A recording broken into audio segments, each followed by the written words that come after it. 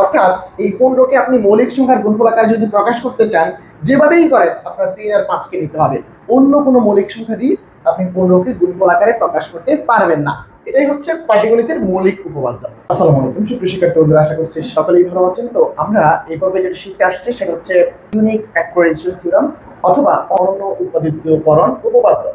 So এটাকে বলা হয় বেসিক্যালি পাটিগণিতের মৌলিক উপপাদ্য। তো এখন এই পাটিগণিতের মৌলিক উপপাদ্য অথবা ফান্ডামেন্টাল থিওরাম অফ অ্যারিথমেটিক্স, এইটার মেইন কথাবার্তা কি, এটা আসলে কি বলতে চাইতেছে। তো এটা কি বলতে চাইতেছে তার আগে আমার একটা জিনিস খুব জরুরি জানতে হবে। সেটা হচ্ছে আপনি যদি মনে করেন 3 একটা নাম্বার, এখন 3 কি মৌলিক নাকি যৌগিক এটা আপনি জানেন, কিন্তু আপনার ওটা দরকার নেই। আমি এখানে একটা কথা বলতে চাচ্ছি, সেটা হচ্ছে যে কোনো স্বাভাবিক সংখ্যার অন্ততপক্ষে একটি মৌলিক উৎপাদক থাকে, অথবা কোনো একটা স্বাভাবিক সংখ্যা ডেফিনেটলি একটা অন্তত মৌলিক সংখ্যা দিয়ে ভাগ যাবে। এই কথাটা হচ্ছে একবারে বাংলা কথা। ধরেন আপনাকে যদি বলি 6, এটা একটা স্বাভাবিক সংখ্যা, রাইট? তো এখন এই স্বাভাবিক সংখ্যাটার অন্তত পক্ষে একটা মৌলিক উৎপাদক থাকবে। এর মানে হচ্ছে এই 6টা অন্তত পক্ষে কোনো একটা মৌলিক সংখ্যা দিয়ে ভাগ যাবে। সেটা হইতে পারে 2, হইতে পারে 3, অন্তত পক্ষে একটা, কিন্তু একের অধিক হইতে পারে, সমস্যা নেই। কিন্তু অন্তত পক্ষে কয়টা? একটা উৎপাদক থাকবে যেটা হবে মৌলিক। অর্থাৎ আপনাকে যদি বলা হয় এই যে 8, এই 8 সংখ্যাটাও কোনো একটা মৌলিক সংখ্যা দিয়ে ভাগ যাবে। এখন মৌলিক সংখ্যা কে?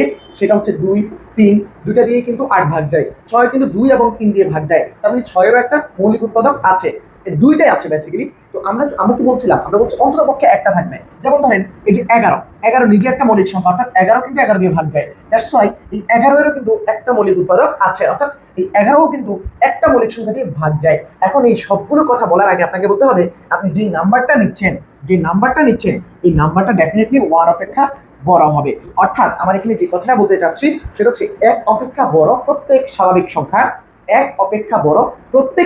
সংখ্যার অন্তত পক্ষে একটা মৌলিক উৎপাদক থাকবে। অর্থাৎ এক অপেক্ষা বড় প্রত্যেক স্বাভাবিক সংখ্যা অন্তত পক্ষে একটা মৌলিক সংখ্যা দিয়ে ভাগ যাবে। যেমন ধরো এই 8, ও কিন্তু 2 দিয়ে ভাগ যায়, তার মানে 2 একটা মৌলিক সংখ্যা। তো দেখো এই 8 2 দিয়ে ভাগ যায়, তাহলে 8-এর অন্তত পক্ষে কি একটা মৌলিক উৎপাদক আছে না? অর্থাৎ 2 দিয়ে এসে ভাগ যায়। আর কোনো মৌলিক সংখ্যা দিয়ে কি 8 ভাগ যায় না। পর দেখো ওই যে 6 কিন্তু 2 দিয়েও ভাগ যায়, 3 দিয়েও ভাগ যায়। 2 কিন্তু মৌলিক, 3ও মৌলিক। তো 6-এর 2টা মৌলিক উৎপাদক আছে, সেটা সমস্যা না। আমরা কি বলতে চাচ্ছি? আমরা বলতে চাচ্ছি 2টা থাকুক বা এর বেশি থাকুক, অন্তত পক্ষে একটা থাকবে। এই যে 11 নিচে একটা মৌলিক সংখ্যা, সো তাকেও কিন্তু 11 দিয়ে ভাগ যায়, তখন আমরা বলতে পারি 11 একটা মৌলিক উৎপাদক আছে। তাহলে এখানে আমরা এই থিওরিটা শেখার আগে যেটা আমাদের বেসিক বা যেটা আমাদের জানা প্রয়োজন সেটা হচ্ছে প্রত্যেক স্বাভাবিক সংখ্যা অবশ্যই 1 অপেক্ষা বড় প্রত্যেক স্বাভাবিক সংখ্যার অন্তত পক্ষে একটা মৌলিক উৎপাদক থাকবে। এটা হচ্ছে এই থিওরিটা শেখার আগে আপনাকে জেনে আসতে হবে। তো সেটা আমি আপনাকে একটু অ্যানালাইসিস করলাম। এখন এই পাটিগণিতের মৌলিক উপপাদ্যটা কি বলছে, এটার বর্ণনাটা কি, আমি এবার সেটার দিকে একটু অগ্রসর হওয়ার চেষ্টা করি। পাটিগণিতের মৌলিক উপপাদ্য বলছে যে আপনি একটু আগে বলছেন যে অন্তত পক্ষে একটা মৌলিক উৎপাদক থাকবে। এখন কথা হচ্ছে একটা মৌলিক উৎপাদক থাকবে এইটা আমরা জেনেছি, কিন্তু এখন আমরা যেটা বলতে চাচ্ছি পাটিগণিতের মৌলিক উপপাদ্য বলে যে না, এটা থিওরি অফ নাম্বারের আরেকটা বিউটি, যে প্রত্যেক স্বাভাবিক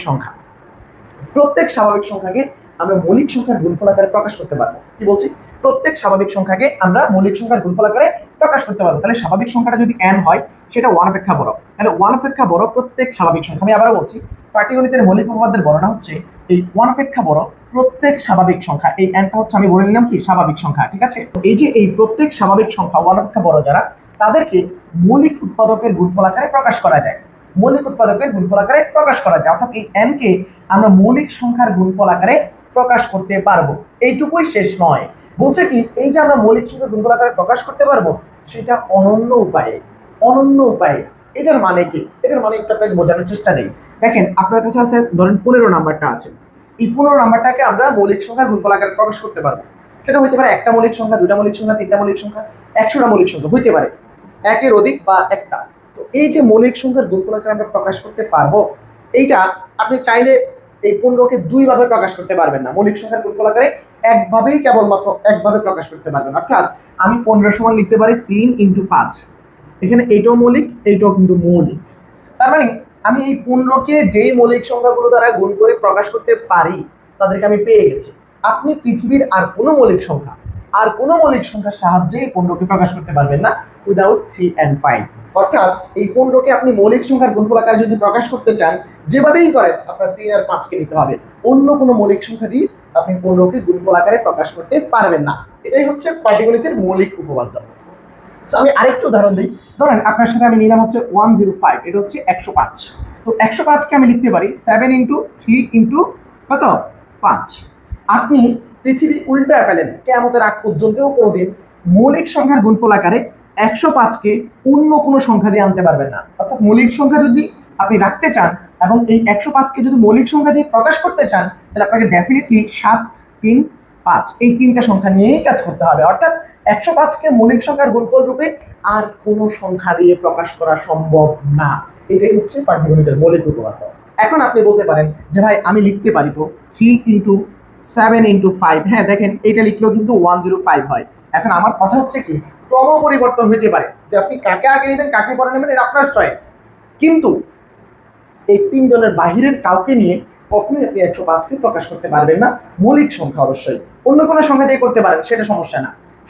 যেমন আপনি লিখতে পারেন 2 ইন্টু 1 ইন্টু 5, এটাও কিন্তু 105কে দেখায় 105। কিন্তু আমাদের শর্ত হচ্ছে কি, যে সংখ্যাগুলো দিয়ে আমি গুণ করে দেখাবো সেটা মৌলিক হতে হবে।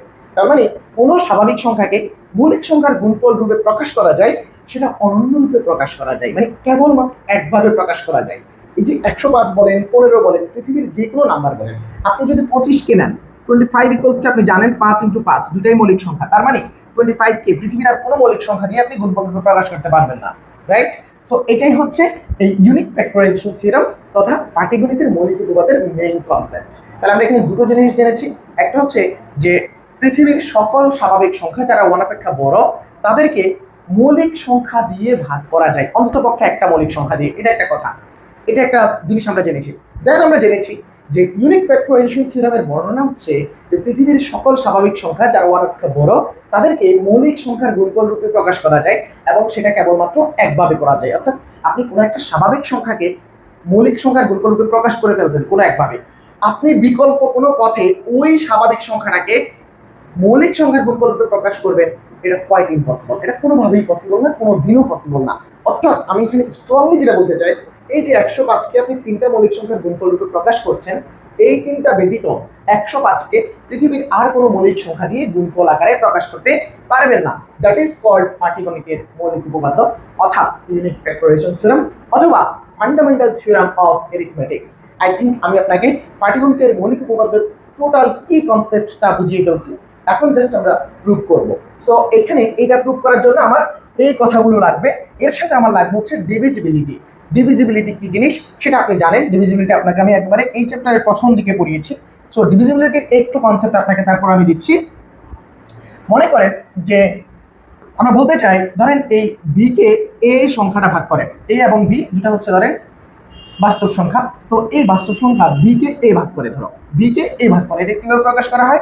আমরা বলছি বি কে এ ভাগ করে এভাবে প্রকাশ করা হয়, আর এ কে বি ভাগ করে এটা এভাবে প্রকাশ করা হয়। অর্থাৎ যে ভাগ করে সে থাকবে বাম পাশে, যে ভাগ মানে যাকে ভাগ করে সে থাকবে ডান পাশে। এটা হচ্ছে কথা। তো এটাকে কিভাবে লেখা হয়? যে আমরা বলছি যে যদি বি এ কে ভাগ করে, তাহলে অবশ্যই এ ইকুয়ালস টু ভি কিউ হবে। এটা আমরা ডিভিজিবিলিটি শিখেছি, এ ইকুয়ালস টু ভি কিউ। অর্থাৎ এ ইকুয়ালস টু ভি কিউ মানে কি, এই এ কে বি ভাগ করে, এ কে বি ভাগ করলে এই যে কিউ একটা পূর্ণ সংখ্যা পাবো। এটা কিন্তু অবশ্যই পূর্ণ সংখ্যা, পূর্ণ সংখ্যা, ঠিক আছে, পূর্ণ সংখ্যা। তাহলে এই কিউটা পূর্ণ সংখ্যা, বিও পূর্ণ সংখ্যা, এও পূর্ণ সংখ্যা। কিন্তু কথা হচ্ছে B is not equal 0, B শূন্য নয়, বি শূন্য নয়। এ এবং কিউ এটা হচ্ছে যে কোনো পূর্ণ সংখ্যা যদি হয়, তাহলে এই এ কে বি ভাগ করবে যদি এ ইকুয়ালস টু বি কিউ হয়, যেখানে বি ইজ নট ইকুয়াল 0। এটা হচ্ছে ডিভিজিবিলিটির কনসেপ্ট, আমি একবারে এই চ্যাপ্টারের প্রথম লেকচারে পড়িয়েছি। তো আমি এখানে ডিটেলসে বলছি না। তাহলে এখন আমার তিনটা জিনিস জানা হয়ে গেল।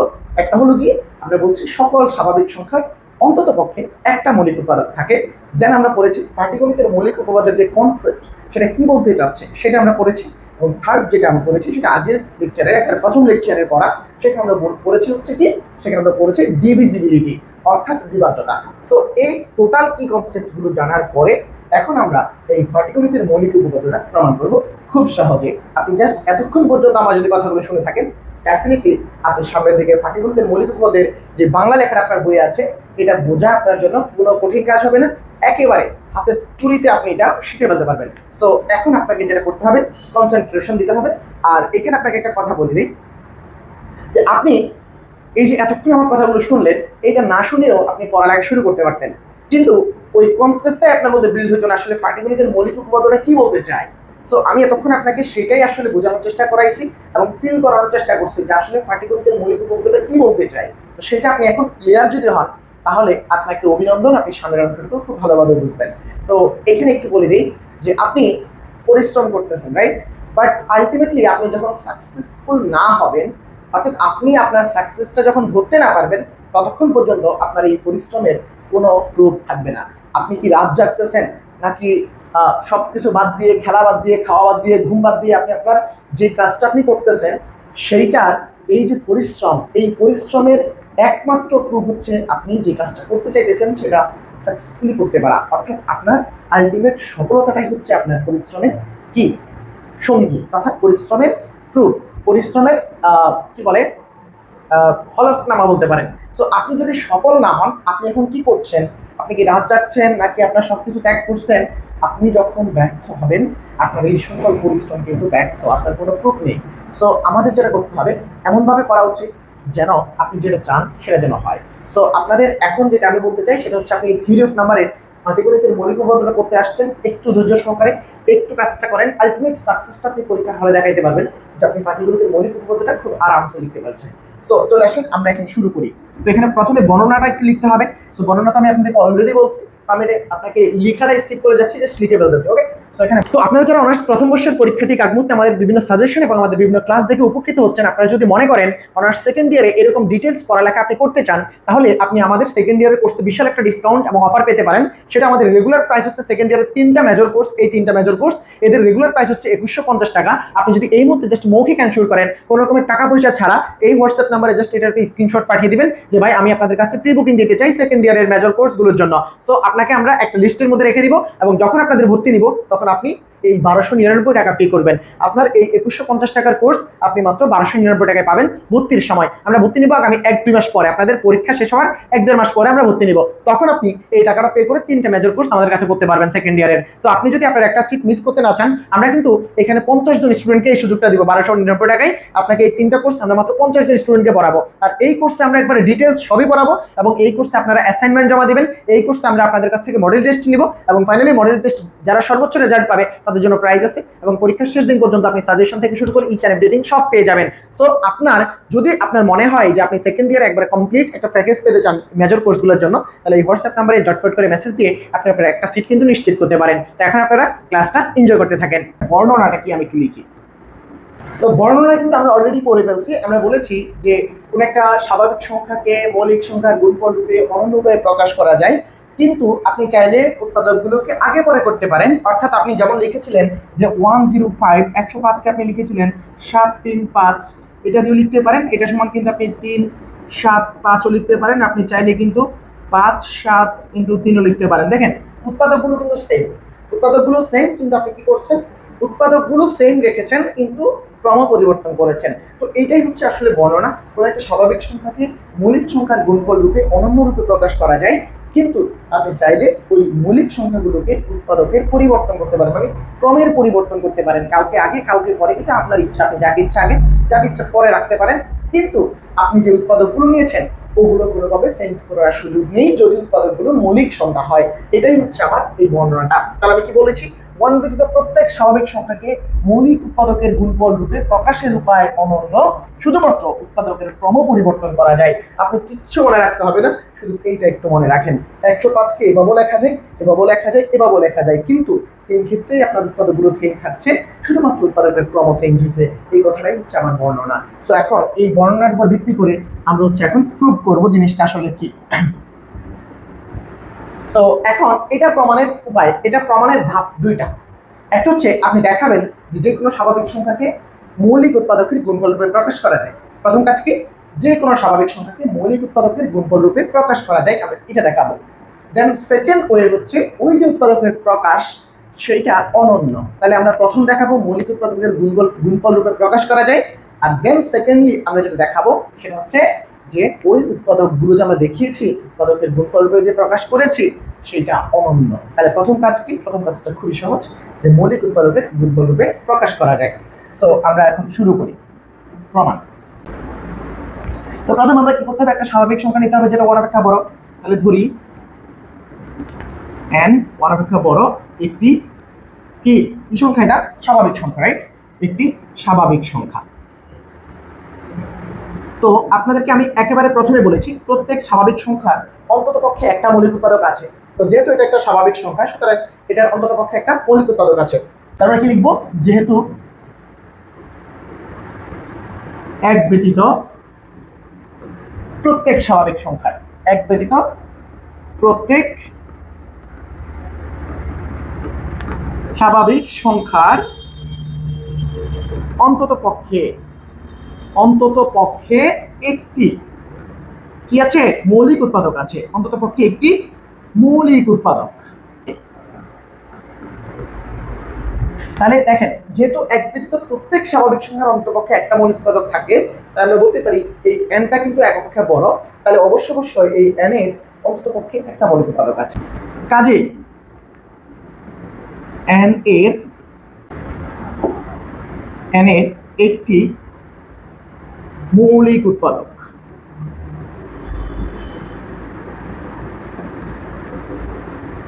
এন এর একটি মৌলিক উৎপাদক বিদ্যমান। খুবই ন্যাচারাল কথাবার্তা, ঠিক আছে? সো এন এর একটি মৌলিক উৎপাদক বিদ্যমান। এখন উৎপাদক থাকার কনসেপ্ট কি? দেখেন উৎপাদক থাকার কনসেপ্ট হচ্ছে আপনাকে যদি বি যদি এ কে ভাগ করে, আপনি নিশ্চয়ই জানেন a = bq। এটা কই থেকে আসছে? ডিভিজিবিলিটি থেকে আসছে। এখন এটার মানে কি? এটার মানে হচ্ছে এই বিটা হচ্ছে কার? বিটা হচ্ছে a এর একটা উৎপাদক। তাহলে এখন আমরা এখানে কি বললাম? যে n এর একটি মৌলিক উৎপাদক আছে। তার মানে অবশ্যই এই n কে এরকম একটা সংখ্যা ভাগ করে, অর্থাৎ উৎপাদক। অর্থাৎ আমরা লিখতে পারবো এই n = কি লিখতে পারবো? n = কিছু একটা দিয়ে কিছু একটা থাকবে আর কি। n = কি হবে? n এর যে মৌলিক উৎপাদকটা, সেই মৌলিক উৎপাদক দ্বারা আমরা লিখলাম হচ্ছে p1। n এর মৌলিক উৎপাদকটা হচ্ছে p1। এখন p1 এর সাথে একটা এই যে এরকম করে একটা কিছু একটা গুণ হলে উৎপাদকের সাথে কিছু একটা, তো আমরা নিলাম সেটা হচ্ছে n1, রাইট? তাহলে আমরা এরকম একটা ব্যাপার লিখতে পারবো, রাইট? যেহেতু n এর একটি মৌলিক উৎপাদক বিদ্যমান, তাহলে আর কিছু হোক না হোক এরকম একটা লাইন হবে, ঠিক আছে? এরকম একটা লাইন হবেই হবে, কারণ ডিভিজিবিলিটির সংজ্ঞা অনুসারে এটা হয়। কারো উৎপাদক থাকলে উৎপাদকের সাথে কিছু একটা গুণ করলে সংখ্যাটা পাওয়া যায়।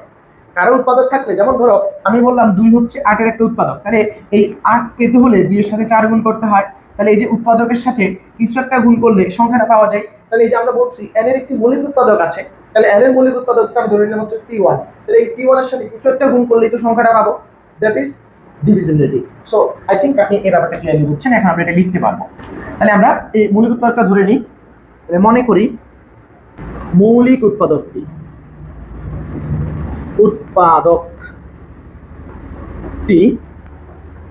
p1। সুতরাং এই p1 কি করবে? n কে ভাগ করবে। এই কারণে আমরা দেখেছি কারো উৎপাদক অবশ্যই তাকে কি করে? ভাগ করে। যেমন এই 2 হচ্ছে 8 এর উৎপাদক, তাহলে এই 8 কে 2 কি করে? ভাগ করে। এবং এটার পর আমরা লিখতে পেরেছি 8 = 2 × 4, এটা লিখতে পেরেছি। তাহলে আমরা অবশ্যই একটা সংখ্যা এই যে 4 পেয়েছি, যেটাকে উৎপাদকের সাথে গুণ করে মেইন সংখ্যাটা পেয়েছি। তাহলে অবশ্যই এখানে আমরা কি বলতে পারবো? এখানে আমরা বলতে পারবো একটা পূর্ণ সংখ্যা n বিদ্যমান থাকবে বা n1 বিদ্যমান থাকবে, যেন n = p1 n1। এটা আমরা লিখতে পারবো। তাহলে দ্যাট ইমপ্লাইজ একটি ধনাত্মক পূর্ণ সংখ্যা n1 বিদ্যমান, যেন কি হবে?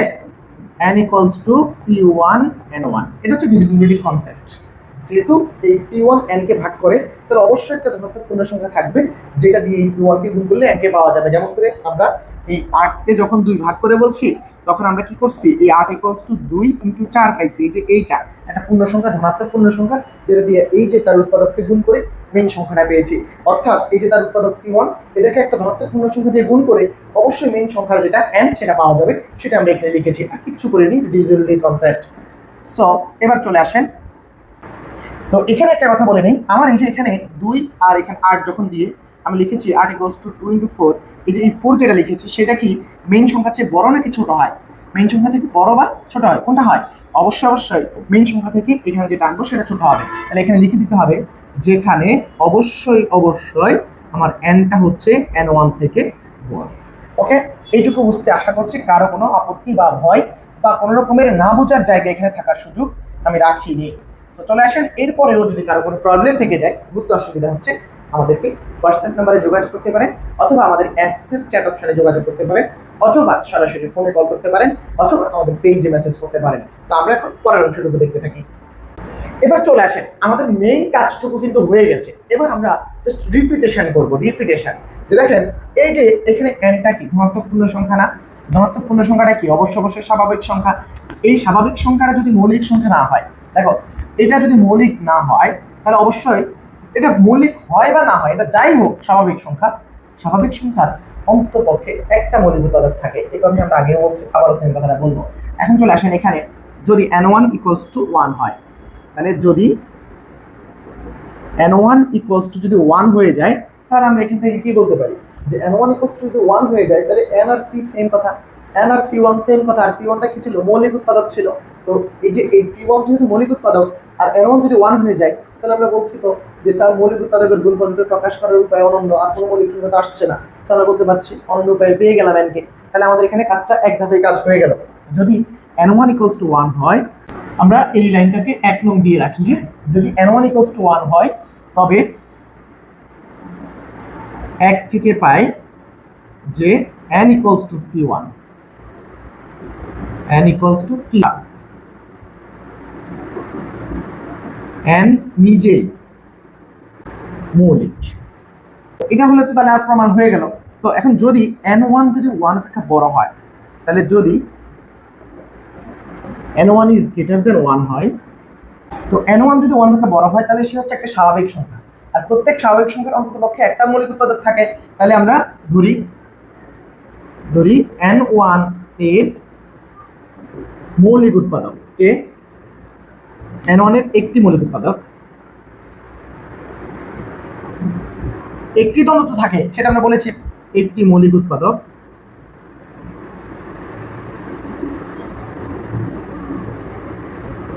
p2। ওকে, তাহলে এই p2 যদি মৌলিক উৎপাদক হয়, আমরা কি বলতে পারি? সুতরাং আগের মতো করে, সুতরাং আমরা এই p2টা n1 কে কি করবে? ভাগ করবে। আমরা বলতে পারি p2 ডিভাইড বাই কি? n1। তো এটা ইমপ্লাই করা হচ্ছে যে n1 = p2 × n2, যেখানে এই n2 হচ্ছে একটা ধনাত্মক পূর্ণ সংখ্যা। n2 কি ধনাত্মক পূর্ণ সংখ্যা? যেমন করে আমরা লিখছি, এটি ধনাত্মক পূর্ণ সংখ্যা n1 বিদ্যমান, জানো n = p1 n1। সেই মতো এখানে লেখার কথা হচ্ছে একটি ধনাত্মক পূর্ণ সংখ্যা n2 বিদ্যমান, যেন n1 = p2 n2, যেখানে অবশ্যই লিখে দিবা যে n2টা অবশ্যই n1 থেকে ছোট। এটা হবে, আমরা এটা আগেটা তো বলেছি, সেম ওয়ে এখানে বলেছি। ওকে, সো এইটা এখন চলে আসো সেম কথা। আবার এই যে এখানে যে লিখেছি n1 = 1 হয়, সেম ওয়ে আমরা লিখবো n2 = 1 হয়, তাহলে এই ঘটনাটা ঘটবে। তো আমরা এই যে এবার ওখান থেকে আসি, এই যে 1 নং থেকে আসি। তো এখন 1 নং এ n1 এর মান বসিয়ে কি পাই? 1 নং n1 এর মান বসাইলে কি পাই? 1 নং n1 এর মান বসালে n = পাচ্ছি হচ্ছে যে p1 p2 * হচ্ছে n2, যেখানে আমরা অবশ্যই লিখে দিব nটা সবার বড়, তারপরে n1, তারপর হচ্ছে n2। এখন কনসেপ্ট আবার আগের মতো, যে এবার যদি আমার n2 যদি হচ্ছে 1 হয়ে যায়, তাহলে আমরা বলতে পারবো n = p1 p2। এখন যদি n2 = 1 হয়, তবে n = p1 × p2, যেখানে p1 p2 দুটোই মৌলিক সংখ্যা, অর্থাৎ n হলো p1 এবং p2 সংখ্যার গুণফল। যদি n2, এই যে এই n2টা 1 অপেক্ষা বড় হয়, তাহলে উপরের এই প্রক্রিয়াটা আমরা কয়বার প্রয়োগ করব? অলরেডি দুইবার প্রয়োগ করছি। তাহলে এটা আমরা কি বলতে পারি যে n2 যদি অপেক্ষা বড় হয়, তাহলে উপরোক্ত প্রক্রিয়া বারবার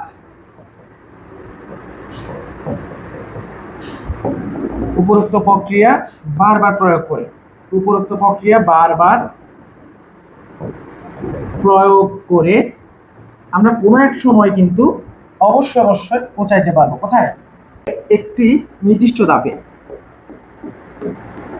নির্দিষ্ট ধাপে পর তাহলে এই উপরোক্ত প্রক্রিয়াটা বারবার প্রয়োগ করলে আমাদের কি হবে, একটি নির্দিষ্ট ধাপে সমাপ্তি ঘটবে। এখন সেটা 3 ধাপ, 4 ধাপ, 5 ধাপ, 10 ধাপ, 20 ধাপ, 100 ধাপ, 120 ধাপ, 1 কোটি ধাপেও গিয়েও কি হতে পারে, সমাপ্তি করতে পারে। এখন আমরা তো এটা 1 কোটি বার করবো না, তাই না? আমরা 2 বার করে যখন দেখছি এরকম ঘটনা ঘটছে, আমরা বলতে পারি বারবার বারবার প্রয়োগ করলে এটা নির্দিষ্ট একটা ধাপে গিয়ে কি হবে, সমাপ্তি ঘটবে, রাইট? অর্থাৎ P1 P2 P3 dot dot dot PR। তাহলে আমরা এতক্ষণে যেটা পেলাম সেটা হচ্ছে আমরা n কে মৌলিক সংখ্যার গুণফল রূপে প্রকাশ করতে পেরেছি। এখন আমাদের দেখাইতে হবে এই যে এই গুণফলটা, এই মৌলিক সংখ্যাগুলো অনন্য উপায়ে লেখা যায়, অর্থাৎ এই মৌলিক সংখ্যাগুলো এখানে যা আছে এর বাহিরের আর কোনো মৌলিক সংখ্যা দিয়ে বা অন্য কোনো মৌলিক সংখ্যা দিয়ে এই n কে প্রুভ করা বা দেখানো যায় না। যেমন করে ধরো আমি এখানে যদি 3টা চিন্তা করি, n যদি আমার 105 105 হয়, তাহলে আমরা লিখতে পারি 3 5 × 7, তাই না? এই যে এই উপায়ে আমরা পেয়ে গেছি। এখন আমাদের দেখাইতে হবে যে এই উপায়টাই অনন্য, এর বাইরে আর কোনো উপায় নেই। যে উপায়ে আপনি মৌলিক সংখ্যা নেবেন এখানে 105 আসবে, এর বাইরে আর কোনো উপায় নেই। আমরা এটা দেখাবো এখন, মানে অনন্যতা অর্থাৎ ইউনিকনেস। সো এখন আমরা লিখবো যে এটা যে অনন্য, এটা প্রুভ করার জন্য যেটা ধরবো যে এটা অনন্য না। তো এখন আসো আমরা এখন এখানে কি করব, আমরা ধরে নিব যে এটা অনন্য নয়। হ্যাঁ, আমরা ধরে নিব কি যে এই উপায়টা অনন্য নয়। তাহলে অনন্য নয় হলে আমরা ধরে নিব অন্য একটা উপায় আছে। তাহলে এখন n কে মৌলিক উৎপাদকের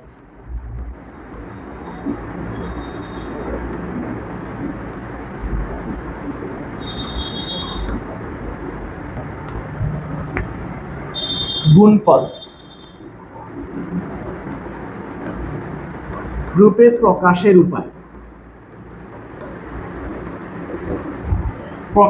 উপায় অনন্য। প্রমাণের জন্য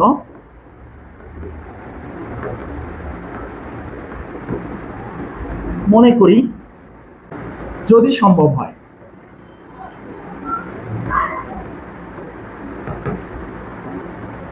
প্রমাণের জন্য এখানে আগে আমরা লিখবো এটা যদি সম্ভব হয়। প্রমাণের জন্য যদি সম্ভব হয় ধরি এই n equals to q1 q2, অথবা আমরা লিখতে পারি p1 প্রাইম p2 প্রাইম, এভাবে লিখতে পারি ডট ডট ডট qs। এখানে আমাদের অন্য কিছু মৌলিক সংখ্যা নিয়ে আমরা তাদের গুণফল রূপে n কে প্রকাশ করছি, ধরে নিয়েছি আর কি। এখন এবার দেখো এখানে যে মৌলিক সংখ্যাগুলো, এখানে মৌলিক সংখ্যাগুলো এক না, এটা আমরা ধরে নিয়েছি। কিন্তু আমরা একটু করে দেখাবো যে আসলে এই উৎপাদকগুলো আর এই উৎপাদকগুলো আসলে ভিন্ন কেউ না, এরা একই জিনিস। এখানে হয়তো ধরো এই 3 5 7 আছে সিরিয়াল, এখানে সিরিয়ালটা আছে হয়তো 5 3 7 এই টাইপের। আলটিমেটলি এখানে q1 q2 qs আর p1 p2 pr এরা সবাই একই জিনিস। এটা আমরা দেখাবো এখন, ঠিক আছে? আমরা ধরে নিয়েছি যে এইটা যদি সম্ভব হয় আর কি, যে আমরা n কে অনন্য উপায়ে মৌলিক সংখ্যার গুণফল রূপে প্রকাশ করতে পারি। এটা প্রমাণের জন্য আমরা যদি সম্ভব হয় ধরে নিই n equals to এইটা, মানে অন্য কিছু মৌলিক সংখ্যার গুণফল রূপে n কে আমরা প্রকাশ করতে পেরেছি। তো এখানে অবশ্য বলে দিবা যে যেখানে q1 q2 dot dot dot qs প্রত্যেকে কি মৌলিক সংখ্যা। তো আমরা এই যে এখানে এটাকে দিব হচ্ছে 2 নং আর এটাকে দিব হচ্ছে আমরা 3 নং, ঠিক আছে? এখন দেখো এটাও n এটাও n, তাহলে আমরা 2 ও 3 থেকে কি পাই? এখন 2 ও 3 থেকে পাই 2 এবং 3 নং থেকে পাই কি পাই যে p1 p2 dot dot dot pr equals to q1 q2 dot dot dot qs। এইটা অবশ্যই দুটো থেকে আমরা বলতে পারি যেহেতু এটা সমান, আমরা বলতে পারি এটাও n এটাও n, তাহলে এটা ইকুয়ালস টু এটা লেফট সাইড সমান হলে রাইট সাইড সমান হতে বাধ্য। তো আমরা তাই লিখেছি ডেফিনেটলি। এখন এখানে চলে আসো আমাদের কোনগুলো থেকে আমরা প্রুভ করেছি, আমরা কোনগুলো নিয়ে এসেছি প্রমাণ করার জন্য। প্রথমে আমরা দেখিয়েছি যে এটা হচ্ছে, এটা আমরা দেখিয়েছি এটা আছে, এইরকম মৌলিক সংখ্যাগুলো আছে আমরা দেখিয়েছি। এখন এগুলো আমরা ধরে নিয়েছি নতুন, তাহলে আমরা দেখাবো যে আমরা যেগুলো আনছি সেগুলো আর এই যে ধরে নেওয়াগুলো একইগুলো, এটা আমরা দেখাবো। তাহলে আমাদের এগুলো নিয়ে কাজ করতে হবে, এখন এই পাশ নিয়ে কাজ করতে হবে। এখন দেখো যে এখানে এই যে এই সংখ্যাগুলো আর এই সংখ্যাগুলোর গুণফল যদি সমান হয়, দেখো কতগুলো সংখ্যা, এখানে r সংখ্যক সংখ্যা, এখানে কতগুলো সংখ্যা, এখানে s সংখ্যক সংখ্যা। এখন এই কতগুলো সংখ্যার গুণফল এই পাশে কতগুলো সংখ্যার গুণফলের সমান যদি হয়, তাহলে এখানের প্রত্যেকটা সংখ্যা এখানে কোনো না কোনো সংখ্যাকে ভাগ করবে। এটা হচ্ছে আপনার কনসেপ্ট। দেখেন, আপনি যদি মনে করেন যে 4 গুণ 3 গুণ 7, হ্যাঁ, তো আপনি ওই পাশে লিখলেন ধরেন 2 গুণ 3 গুণ 7 লিখলেন। তাহলে এখন এখানে দেখেন এই পাশের প্রত্যেকটা সংখ্যা এই পাশে কাউকে না কাউকে কিন্তু ভাগ করতেছে, নাইলে কিন্তু এদের গুণফল সমান হবে না, অবশ্যই হবে না। তাহলে এরা যেহেতু দুইটা গুণফল, এখানে গুণফল আর এখানে গুণফল হলো সমান, তাহলে ডেফিনেটলি এখানে প্রত্যেকটা সংখ্যা এখানের কোনো না কোনো সংখ্যার কি ভাজক, এটা আপনাকে মাথায় রাখতে হবে।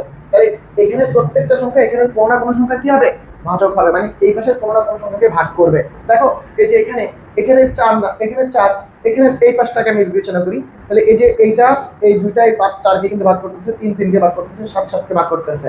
তাহলে এখানে প্রত্যেকটা সংখ্যা এই পাশে কারো না কাউকে কিন্তু ভাগ করতেছে। তাহলে আমরা বলতে পারি যে এই গুণফলগুলো যদি সমান হয়, তাহলে অবশ্যই এখানকার প্রত্যেকটা সংখ্যা ওইখানকার কাউকে না কাউকে কি করবে, ভাগ করবে, অবশ্যই মৌলিক সংখ্যা।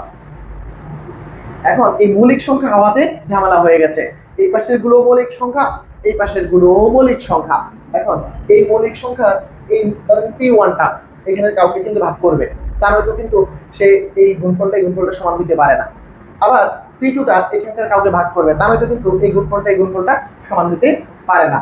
এটা কোথা থেকে আসছে, মানে এই কথাটা কোথা থেকে বললাম, এটা ডিভিজিবিলিটির কনসেপ্ট। যে আপনি যদি এই যে এই পুরো সংখ্যাটা সমান লিখতে চান কতগুলো সংখ্যার গুণফল রূপে, তাহলে অবশ্যই এই পাশের সংখ্যাগুলো ইন্ডিভিজুয়ালি ওইখানে কাউকে না কাউকে ভাগ করবেই করবে। এটা হচ্ছে ডিভিজিবিলিটির বৈশিষ্ট্য। আমরা থিওরি অফ নাম্বার করতেছি, এটা কিন্তু কুইন অফ ম্যাথমেটিক্স, এটা বিউটি কিন্তু লুকিয়ে থাকে। সো আমরা এখানে বের করতে হবে, লুকিয়ে থাকা বিউটিগুলোকে বের করতে হবে। সো এটা একটা বিউটি যে কতগুলো সংখ্যার গুণফল যদি কতগুলো সংখ্যার গুণফলের সমান হয়, ডেফিনেটলি এখানে প্রত্যেকটা সংখ্যা ওইখানে কাউকে না কাউকে অবশ্যই ভাগ করবে, অর্থাৎ এখানে প্রত্যেকটা সংখ্যা এখানে কারো না কারো ভাজক হবে। এই কথাটা আমার এখানে বলতে হচ্ছে। তাহলে এটাকে আমরা 4 নং দিয়ে রাখি,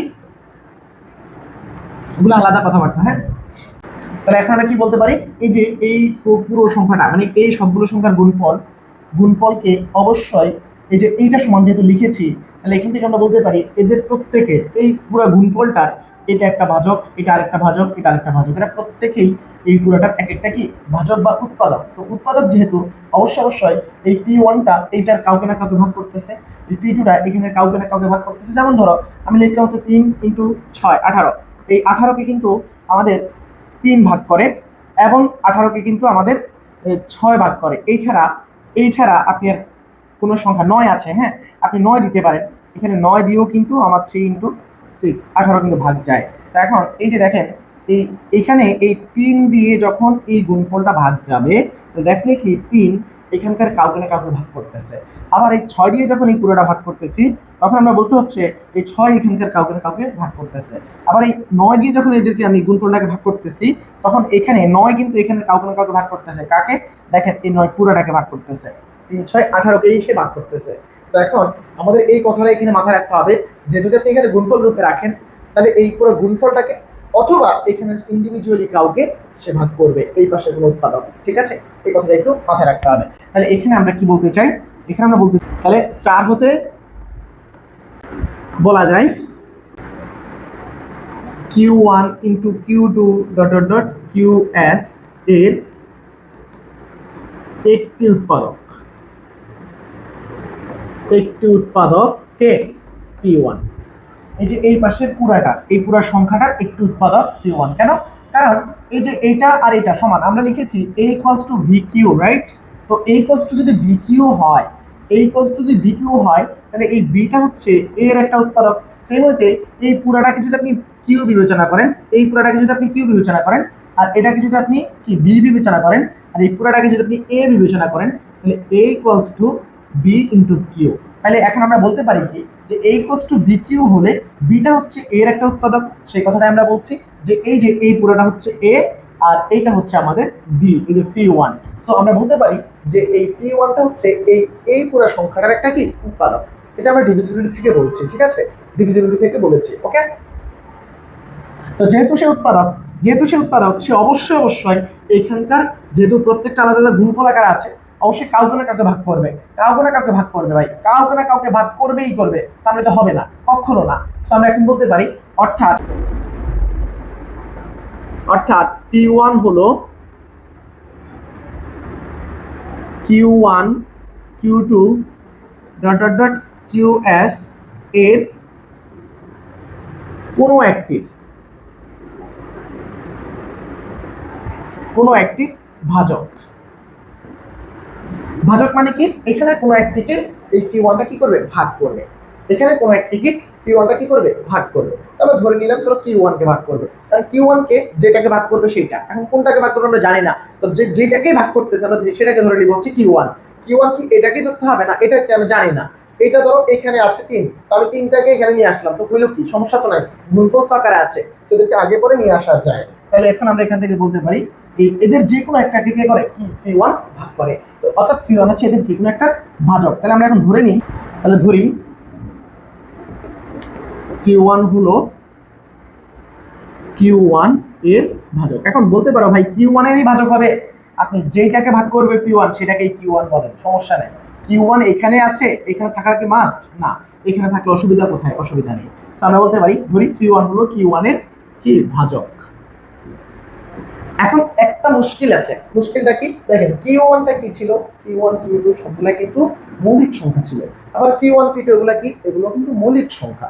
এখন এই যে Q1 যেহেতু মৌলিক সংখ্যা, তাকে ভাগ করতে পারে কে, তাকে ভাগ করতে পারে 1 এবং সে নিজে, এছাড়া আর কেউ কিন্তু ভাগ করতে পারে না। তাহলে আমরা বলতে চাই যেহেতু P1 তাকে ভাগ করতেছে, তাহলে P1 হয় 1 হবে অথবা P1 Q1 হবে, তারা এছাড়া তো আর কিছু হওয়ার সুযোগ নেই, কারণ এই Q1টা মৌলিক সংখ্যা, মৌলিক সংখ্যাকে ভাগ করতে পারে 1 এবং সে নিজে।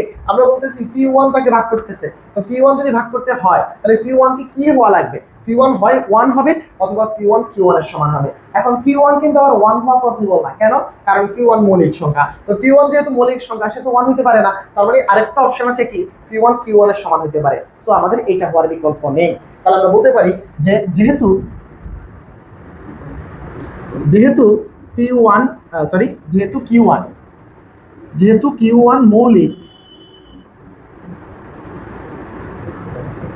সংখ্যা, তাই P1 equals to 1 অথবা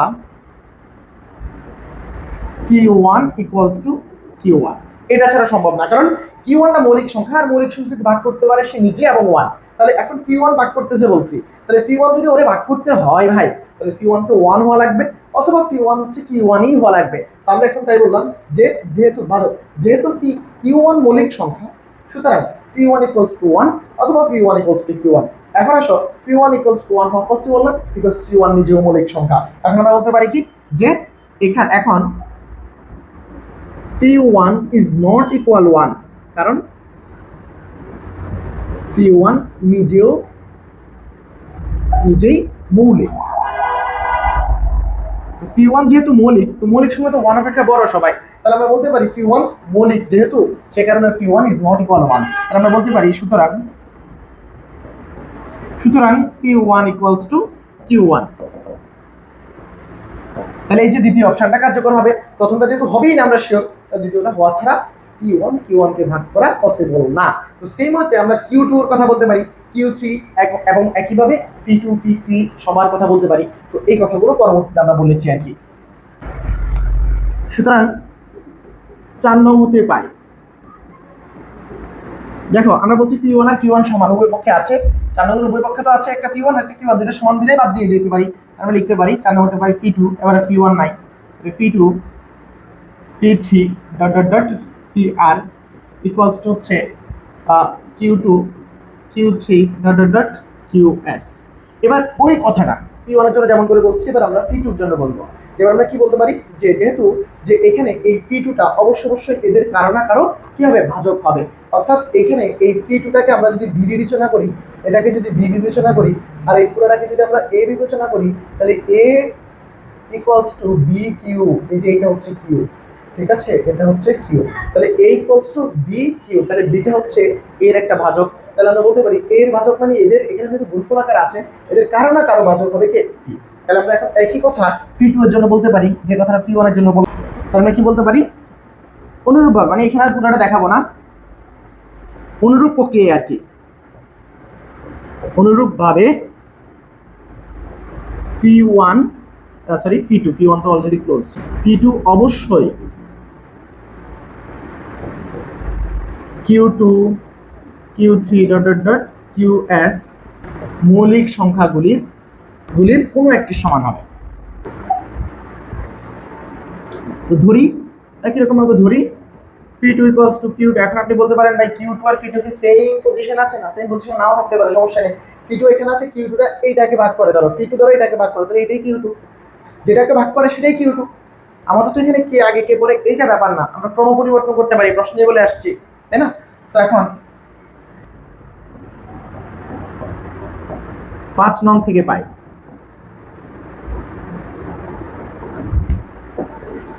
5 নং থেকে এখন দেখো এভাবে আমরা এই phi2 টাকেও q2 এর সাথে বাদ দিয়ে দিতে পারি, তাই না? 5 নং থেকে পাই phi3 phi4 dot dot dot pr equals to q3 q4 dot dot dot qs। তো এই যে এই প্রসেসিং এর মধ্যে যদি আগায়, তাহলে উপরোক্ত উপায়ে অগ্রসর হলে আমরা পাই phi3 equals to q3 phi4 equals to q ইত্যাদি, এগুলো আমরা পাই। এখন ঘটনা হচ্ছে ভাই আপনি তাহলে এটা কেন লিখেন নাই pr ইকুয়ালস টু qs লিখেন নাই কেন? কারণ আমরা তো জানি না এখনো যে এই পাশে যতগুলো ওই পাশে ততগুলো কিনা। তাহলে এখন এইটা দেখানোর জন্য আমাদের কি করতে হবে? সেকেন্ড ওয়েতে যে আমরা r আর s কে সমান দেখাইতে হবে। এখন আমরা দেখাবো কি r আর s কিন্তু সমান, এটা আমরা দেখাবো। r আর s সমান আমরা দেখাবো। এখন লাস্ট ধাপ এটা যে আমাদের r আর s কে সমান দেখাইতে হবে।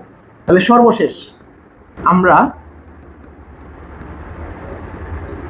দেখাবো যে r ইকুয়ালস টু s, অর্থাৎ এখানে যতগুলো মৌলিক সংখ্যা আছে এখানে কতগুলো আছে, তার মানে এখানকার কোন একটা এখানকার কোন একটার সাথে সমান হবেই হবে, তাই না? যতগুলো এখানে ততগুলো এখানে, তাহলে আমরা বলতে পারবো এখান থেকে একটা, এখান থেকে একটা, এখান থেকে একটা, এখান থেকে একটা, দাম বাদ দিয়ে দিলে একটা টাইমে কি হয়ে যাবে? 0 ইকুয়ালস 1 ইকুয়ালস টু 1 হয়ে যাবে, রাইট? এই পাশ থেকে সবগুলো জিনিস কাটা চলে যাবে, তখন আমাদের জিনিসটা প্রুফ হয়ে যাবে। এখন আমরা r আর s কে সমান দেখাবো। তো r আর s সমান দেখানোর জন্য আমরা প্রথমে ধরে নিই, মনে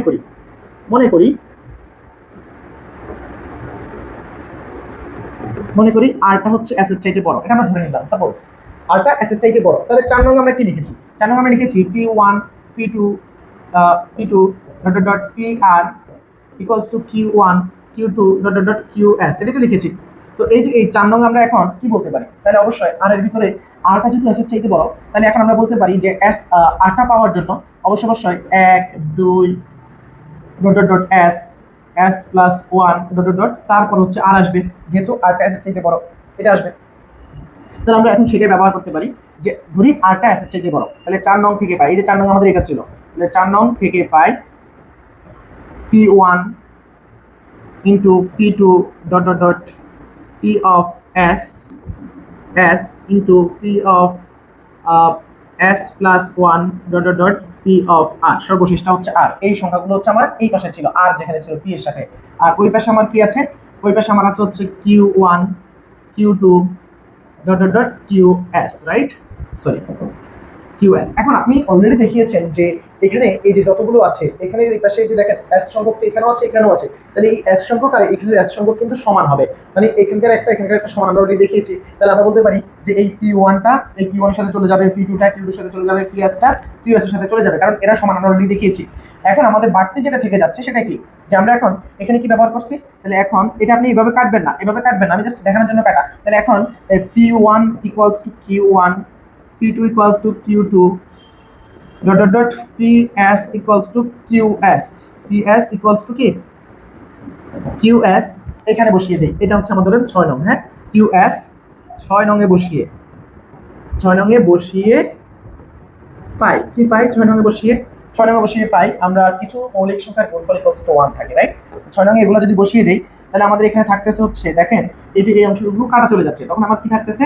তখন আমার থাকতেছে হচ্ছে যে ps plus 1 into ps plus 2 into এইভাবে এই শেষ পর্যন্ত আমার যাবে কোথায়? pr পর্যন্ত গিয়ে এই পাশে থাকতেছে হচ্ছে 1। দেখেন এইটা মৌলিক সংখ্যা, এটা মৌলিক সংখ্যা, কতগুলো মৌলিক সংখ্যার গুণফল 1 যা অসম্ভব, এটা কখনোই সম্ভব না। তাহলে আমরা লিখতে পারি কি যা অসম্ভব। কেন অসম্ভব? কারণ এরা সবাই মৌলিক সংখ্যা, কারণ ps plus 1 p P S plus two dot dot dot P R প্রত্যেকে মৌলিক। এখন মৌলিক সংখ্যা তো আমরা জানি 2 থেকে শুরু, 2 এর উপরে আছে, 2 থেকে ছোট তো নাই। তাহলে এই যে মৌলিক সংখ্যাগুলোর গুণফল 2 থেকে বড় কোনো সংখ্যার গুণফল সেটা 1 কখনোই হতে পারে না যদি তারা পূর্ণ সংখ্যা হয়। আর মৌলিক সংখ্যা যেহেতু এটা পূর্ণ সংখ্যাই, তাহলে এই যে প্রত্যেকটা মৌলিক সংখ্যা এরা সবাই 2 এর থেকে বড়, তো 2 থেকে বড় বা 2 এর সমান, তো এদের গুণফলটা 1 কে হতে পারে এই জন্য লিখলাম যা অসম্ভব। তাহলে সুতরাং আমরা বলতে পারি যে আর কে আমরা ধরে নিয়েছি এস এর চাইতে বড়, এটা পসিবল না।